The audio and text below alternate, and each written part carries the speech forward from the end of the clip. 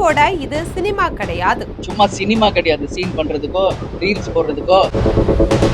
தாவேக அரசை கிழித்தெடுத்த பிரேமலதா இன்னைக்கு வரைக்கும் காவேரியில தண்ணி விடல. மேகதாது அணை கட்டுவோம்னு அவங்க போல்டா சொல்றாங்க கர்நாடகா. நம்ம அரசு என்ன பண்ணுது?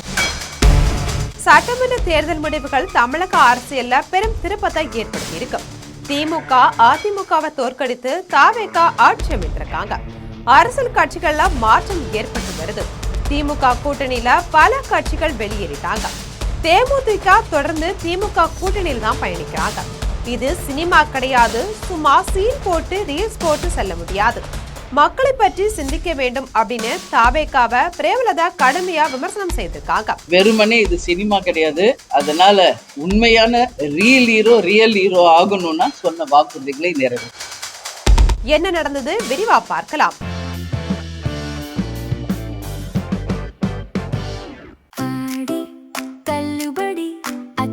பேரும் அல்லம்படி 6 முதல் 60% வரை ஆடி தள்ளுபடியுடன் சூப்பர் சரவணா ஸ்டோர்ஸ், சென்னை, மதுரை, கோவை. கடலூர்ல தேமுதிக பொதுச் செயலாளரும் விருதாச்சலம் தொகுதி எம்எல்ஏவுமான பிரேமலதா விஜயகாந்த் செய்தியாளர்களுக்கு பேட்டி அளித்திருக்காங்க. அப்போது அவங்க கூறுகையில, ஓட்டு போட்ட மக்கள் தான் தமிழக அரசினுடைய நிலைப்பாட்டை சொல்ல வேண்டும். அதை நான் உறுதியாக சொல்கிறேன். இன்றைக்கு எம்எல்ஏவாக நாங்கள் தொகுதிக்கு செல்கிறோம், ஆய்வு செய்கிறோம். எந்த ஒரு அடிப்படை பணி கூட ஆரம்பிக்கவில்லை. ஆனால் தாவேக ஆட்சி அமைத்து 3 மாதங்கள் ஆக போகிறது. சீன் போடக்கூடாது. இது கோடிக்கணக்கான மக்களின் வாழ்வாதாரம் சம்பந்தப்பட்டது. இது சினிமா கிடையாது. சும்மா சீன் போட்டு ரீல்ஸ் போட்டு செல்ல முடியாது. போட்டோஷூட் மட்டும் செய்து சென்று விடலாம்னு நினைக்கிறாங்க.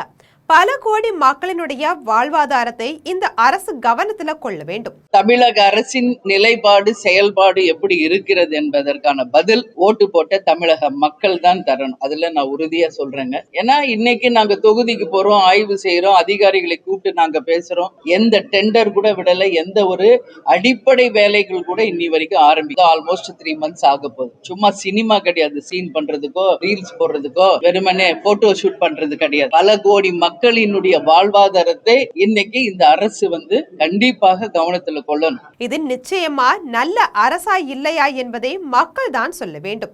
மக்கள் தீர்ப்பே மகேசன் தீர்ப்பு. நாங்களும் பொறுத்திருந்து பார்க்கிறோம். என்ன செய்கிறார்கள் என்பதை பொறுத்திருந்து பார்க்கலாம். என்னுடைய பதில்கள் சட்டசபை கூடிய பிறகு கூறுவேன். நான் சட்டசபையில் பேசியதை நீங்களே பார்த்திருப்பீங்க. வெறும் விருதாச்சலம் தொகுதியில மட்டுமல்லாம எல்லாரை பற்றியும் பேசுகிறோம். விவசாயிகளுக்கு ஆதரவு தெரிவித்து ஒகேனக்கல்லில் ஆகஸ்ட் 1ஆம் தேதி போராட்டம் நடத்த இருக்கும்.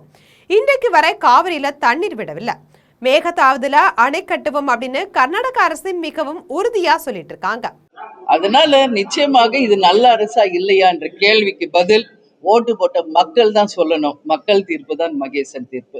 நான் சட்டசபையில பேசுறது நீங்க எல்லாருமே பார்த்திருப்பீங்க. வெறும் விருதாச்சலம் தொகுதிக்கு மட்டும் கிடையாது, எல்லாத்தை பத்தியும் தான் நம்ம பேசிக்கிட்டோம். அப்படி பார்த்தா இன்னைக்கு ஒகேனக்கல்ல ஆகஸ்ட் 1ஆம் தேதி நாங்க மாபெரும் ஒரு ஆர்ப்பாட்டத்தை வச்சிருக்கோம் விவசாயிகளுக்காக.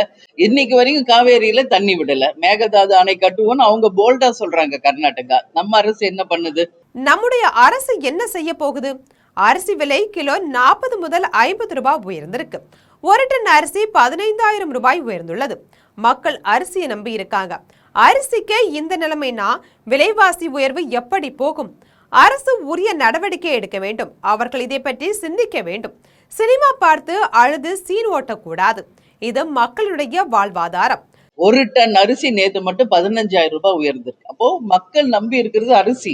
இன்னைக்கு அரிசிக்கே இந்த நிலை என்றால் விலைவாசி உயர்வு எப்படி போகும்? So government should take action. அவங்க தான் இதை பத்தி சிந்திக்கணும். வெறும் சினிமா பார்த்துக்கிட்டு தியேட்டர்ல உட்காந்து அழுதுகிட்டு சீன் ஓட்டுறது கிடையாது. இன்னைக்கு பல கோடி மக்கள் வாழ்வாதார பிரச்சனை. ஜூலை மாதம் இறுதி ஆகிடுச்சு. மழை இல்ல, தண்ணி இல்ல. தென் மாவட்டங்கள்ல தொடர்ந்து லாக்அப் மரணம் நடக்குது. தவறு செய்தால் சட்டப்படி நடவடிக்கை எடுக்க வேண்டும். அடிப்பதற்கு யாருக்கும் உரிமை இல்லை. இனியும் இது தொடரக்கூடாது. இன்னைக்கு ஜூலை எண்ட் ஆக போது, இது வரைக்கும் மழை இல்லை. ஸோ எதை நோக்கி நம்ம போயிட்டு இருக்கோன்றதுதான். விவசாயிகள் நல்லா இருந்தால் தமிழ்நாடு நல்லா இருக்கும். காவல்துறையை நம்ம பாதுகாக்க தான் போட்டிருக்கோம். அடித்து கொள்றதுக்கு யாரையும் போடல. அது உண்மையாக நாங்க தேமுதிக சார்பா கண்டிக்கிறோம். மக்களை பாதுகாப்பதுதான் காவல்துறையின் வேலை. நீட் வேண்டாம் அப்படின்னு மக்கள் போராடினால் அதை ரத்து செய்வதுதான் அரசின் வேலை. மக்களுக்காக தான் சட்டம் திட்டம் எல்லாம். மக்கள் ஏற்கவில்லை என்றால் அது தேவையில்லை. உரிமையை நிலைநாட்ட போராட்டம் நடக்கிறது. தவறு நடந்தால் ஒரு அமைச்சரை பதவி விலக சொல்றாங்க. பதவி விலகினால் என்ன? செய்த தவறுக்கு ஒரு மன்னிப்பு கூட கேட்காம இருந்தா எப்படி? நாங்க மக்கள் பக்கம்தான் நிற்போம். ஒரு சட்டமும் சரி, எந்த ஒரு ஸ்கீமும் சரி, மக்களை ஏத்துக்கலன்னா அந்த ஸ்கீம் எதுக்குன்றதா தேமுதிகவின் நிலைப்பாடு. மக்கள் என்ன நினைக்கிறாங்களோ அதை தான் மத்திய மாநில அரசுகள் கன்சர்ன்ல எடுத்துக்கணும்னு நான் கேட்கிறேன். ஒரே ஒரு மினிஸ்டர் ரிசைன் பண்ண சொல்லி கேட்கிறாங்க. என்ன பண்ணா என்ன? ஆமா, தவறு நடந்துருச்சு, இல்ல ஒரு மன்னிப்பு கேட்கணும். எதுவுமே சொல்லலன்றதுனால தான் இந்த போராட்டம் பெருசா போயிட்டு இருக்கு. 717 மதுக்கடைகளை மூடுவோம் அப்படின்னு சொன்னாங்க. எத்தனை கடைகளை மூடினாங்க? அதற்கு இணையான கடைகளும் திறக்கப்பட்டிருக்கு. மாற்றம் அப்படின்னு சொல்றாங்க. என்னை பொறுத்த வரைக்கும் ஒரு மாற்றமும் நடைபெறல. கண் துடைப்பு தான் நடக்குது. ரியல் ஹீரோ ஆக வேண்டும் என்றால் வாக்குறுதியை நிறைவேற்ற வேண்டும் அப்படின்னு பிரேமலதா சொல்லியிருக்காங்க. இப்ப 717 மதுபான கடைகளை மூடுவோம்னு சொன்னாங்க. ஒரு பக்கம் மூடிட்டு இன்னைக்கு பாரோட பல இடத்துல டாஸ்மாக் கடைகள் வேற ஒரு ரூபத்துல வந்துகிட்டு இருக்கு. மாற்றம்னு சொல்றாங்க. என்ன பொறுத்தவரை எந்த மாற்றத்தையும் பார்க்க முடியலைங்க. புதுசா எந்த மாற்றமும் இங்க வரல. அதே கண் துடைப்பு தான் நடந்துகிட்டு இருக்கு. அதனால அரசு ரியல் ஹீரோ ஆகணும்னா சொன்ன வாக்குறுதிகளை நிறைவேற்றும். இது போன்ற அரசியல் செய்திகளை உடனுக்குடன் தெரிந்து கொள்ள ஜெம் தொலைக்காட்சியுடன் எப்போதும் இணைப்பில் இருங்கள்.